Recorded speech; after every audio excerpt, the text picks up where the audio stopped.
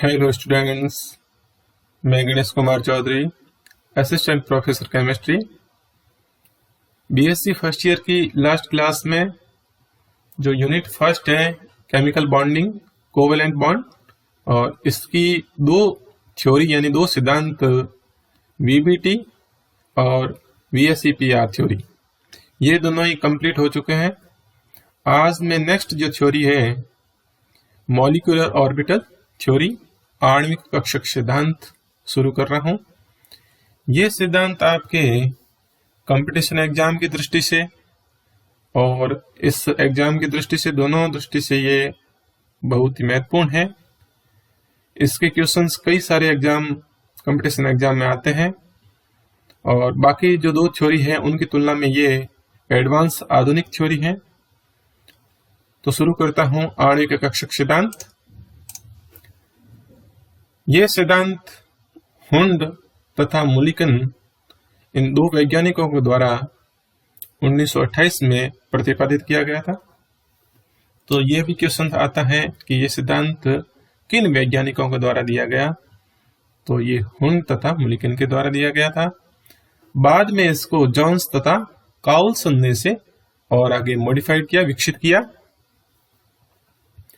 आणविक कक्षक सिद्धांत के अनुसार बंध निर्माण के पश्चात परमाणु की पहचान खत्म हो जाती है। यानी ये सिद्धांत क्या कहता है कि बंध निर्माण के पश्चात जो बंध बनता है उसके बाद में परमाणु है वो अपनी पहचान खत्म कर देते हैं, उनकी पहचान खत्म हो जाती है। जबकि जो वीबीटी थी, वैलेंस बॉन्ड थ्योरी थी, संयोजकता बंध सिद्धांत, उसके अनुसार ये था कि परमाणु की पहचान बनी रहती है, केवल इलेक्ट्रॉन अपनी पहचान खो देते हैं।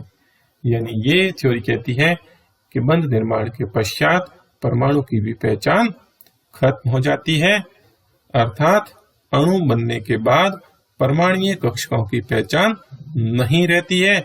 अणु में स्थित सभी परमाणुओं के कक्षक आपस में मिलकर के आणविक कक्षक बनाते हैं, मॉलिक्यूलर ऑर्बिटल बनाते हैं। यानी अणु में स्थित जितने भी परमाणु हैं उन सब परमाणुओं के जो कक्षक हैं वे सब आपस में मिलकर के आणविक कक्षक यानी मॉलिक्यूलर ऑर्बिटल बनाते हैं। अतः अणु में इलेक्ट्रॉन जो है वो इलेक्ट्रॉन परमाणुीय कक्षकों में न रहकर नए बने आणविक कक्षकों में अपना स्थान ले लेते हैं। यानी अणु में जो इलेक्ट्रॉन है वे परमाणु कक्षकों में नहीं रह करके जो नए बने हुए आणविक कक्षक हैं उनमें अपना स्थान लेते हैं। इस प्रकार बंधी इलेक्ट्रॉन युग्म जो बॉन्डिंग इलेक्ट्रॉन पेयर है वो किन्हीं दो नाभिकों के मध्य स्थानगत यानी लोकलाइज्ड न रहकर पूरे अणु पर विस्थानीकृत यानी डिलोकलाइज हो जाते हैं। यानी जो इलेक्ट्रॉन युग्म है यानी बंधी इलेक्ट्रॉन युग्म बॉन्डिंग इलेक्ट्रॉन पेयर जो है वो दो नाभिकों के मध्य स्थित न रह करके जिस अणु के अंदर जितने परमाणु हैं उन सभी परमाणुओं के अंदर विस्थानीकृत हो जाता है। यानी सभी नाभिकों से प्रभावित रहता है, केवल दो नाभिकों से प्रभावित नहीं रहता है।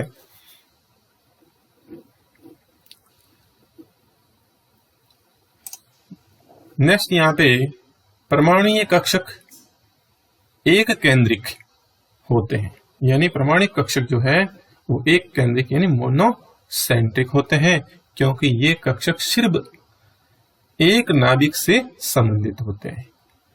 ये जो कक्षक है परमाणु कक्षक एटॉमिक ऑर्बिटल है वो केवल एक ही नाभिक से संबंधित होते हैं, एक ही न्यूक्लियस से संबंधित होते हैं, इसलिए ये मोनोसेंट्रिक यानी एक केंद्रिक कहलाते हैं। जबकि आणविक कक्षक है यानी मॉलिक्यूलर ऑर्बिटल है वो बहुकेंद्रिक पॉलीसेंट्रिक होते हैं, क्योंकि इन कक्षकों में स्थित इलेक्ट्रॉन यानी मॉलिक्यूलर ऑर्बिटल में उपस्थित जो इलेक्ट्रॉन है वो एक से अधिक नाभिकों से संबंध रखते हैं, एक से अधिक नाभिकों से प्रभावित होते हैं। इसलिए ये जो आणविक कक्षक हैं ये पॉलीसेंट्रिक यानी बहुकेंद्रिक कक्षक कहलाते हैं। आणविक कक्षक सिद्धांत यानी एमओटी की मुख्य बिंदु जो है वो निम्नलिखित हैं। एक एक करके इसके सभी मुख्य बिंदुओं पर डिस्कस करते हैं, जिसमें फर्स्ट जो है बिंदु है वो ये है कि अतिव्यापन यानी ओवरलैपिंग में पूर्णपूरित यानी फील्ड, अर्धपूरित यानी हाफ फील्ड तथा रिक्त यानी एम्प्टी सभी प्रकार के परमाणु कक्षक भाग ले सकते हैं। यानी ओवरलैपिंग के समय यहाँ पे जो फील्ड ऑर्बिटल है, हाफ फील्ड ऑर्बिटल है और एम्प्टी यानी रिक्त ऑर्बिटल है, वो सभी के सभी तीनों प्रकार के ऑर्बिटल भाग ले सकते हैं। जितने परमाणु कक्षक अतिव्यापन में भाग लेते हैं उतने ही आणविक कक्षक बनते हैं। यानी जितने एटॉमिक ऑर्बिटल परमाणु कक्षक अतिव्यापन में भाग लेते हैं उतनी ही संख्या में नए आणविक कक्षक बनते हैं, संख्या समान रहती है।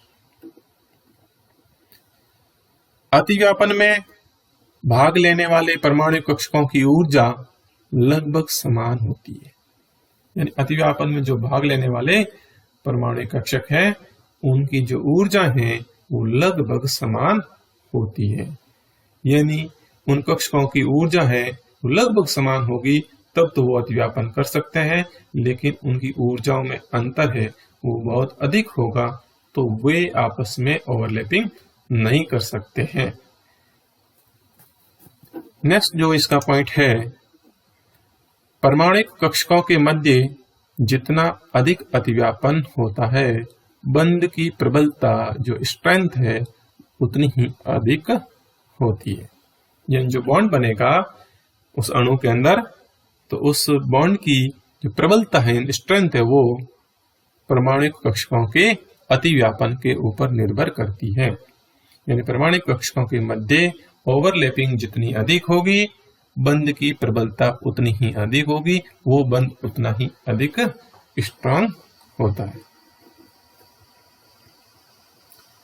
केवल वही परमाणु कक्षक अतिव्यापन में भाग लेते हैं जिनके लिए सममिति यानी सिमेट्री अनुमति देती है।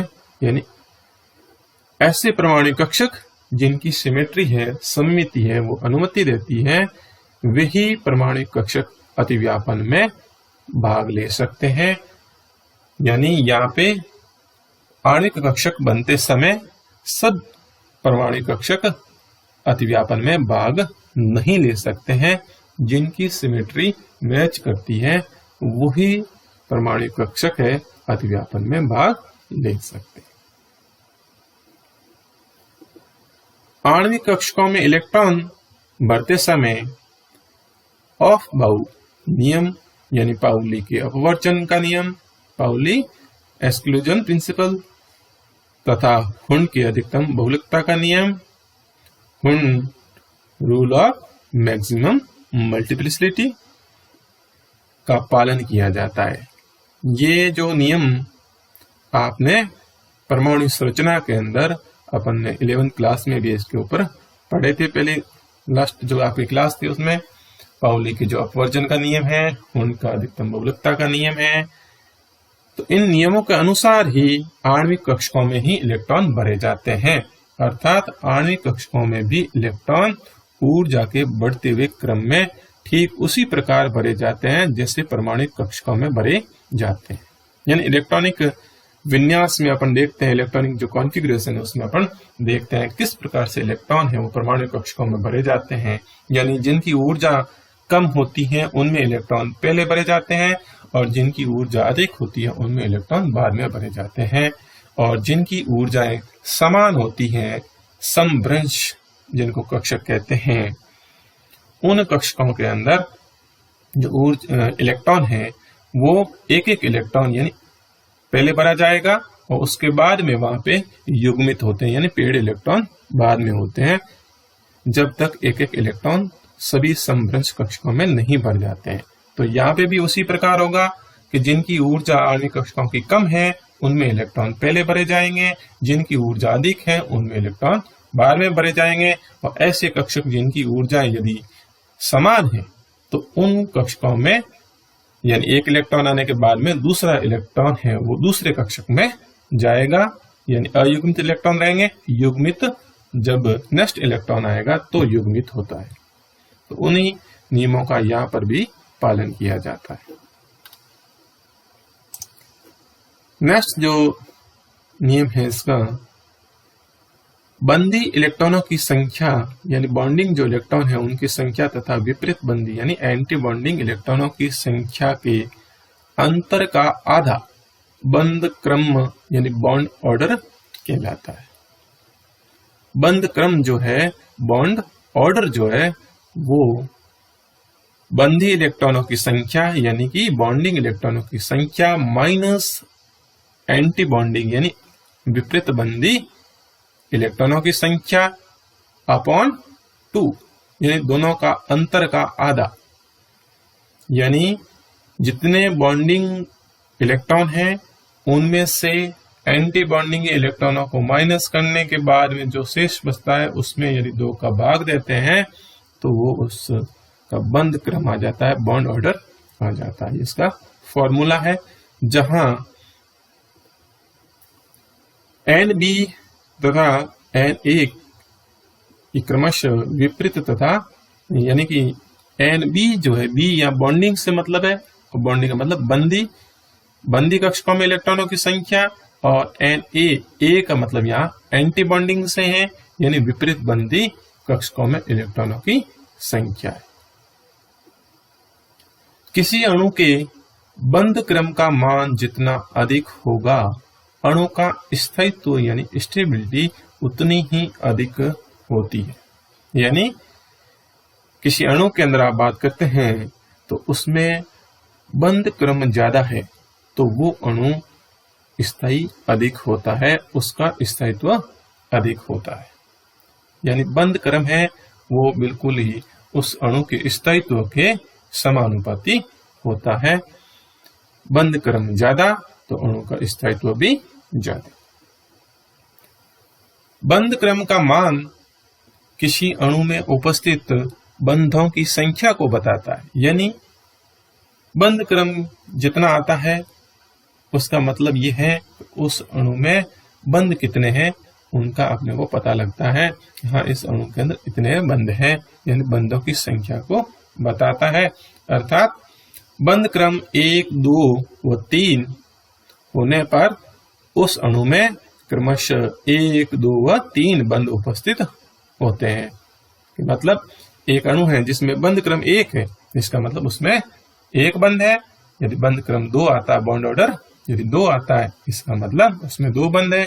और बॉन्ड ऑर्डर 3 आता है, इसका मतलब उस अणु के अंदर 3 बंद उपस्थित है। अतः स्पष्ट है कि जितना अधिक बंद क्रम होगा बंद लंबाई उतनी ही कम होती है। यानी बंद क्रम ज्यादा तो बंद लंबाई कम, दोनों ही एक दूसरे के व्युत्क्रमानुपाती है, इनवर्सली प्रोपोर्शनल टू। यानी बंद क्रम इनवर्सली प्रोपोर्शनल टू बंद लंबाई, 1 अपॉन बंद लंबाई है। यहाँ पे एक दूसरे के विपरीत है। यानी बंद क्रम ज्यादा तो बंद लंबाई कम होगी, और बंद क्रम ज्यादा तो बंद लंबाई कम, और उस अणु का स्थायित्व तो उतना ही ज्यादा होगा। यानी कोई 2 यहाँ पे बंद क्रम की बात करें तो एक सिंगल बंद है, एकल बंद है, तो वहां वो परमाणुओं को उतना मजबूती से नहीं आपस में पकड़ के रखेगा। एक तरह से समझने के लिए 2 बंद है तो ज्यादा मजबूती से पकड़ेंगे एक तरह से, तो पास पास आएंगे। 3 होंगे तो और पास पास में आएंगे, तो उनके बीच की जो बंद लंबाई होगी वो कम होगी। तो यही है कि बंद क्रम बढ़ने के साथ साथ में बंद लंबाई है, जो बॉन्ड लेंथ है, वो कम होती है, और इसके साथ साथ उस बंद का स्थायित्व अधिक होता है।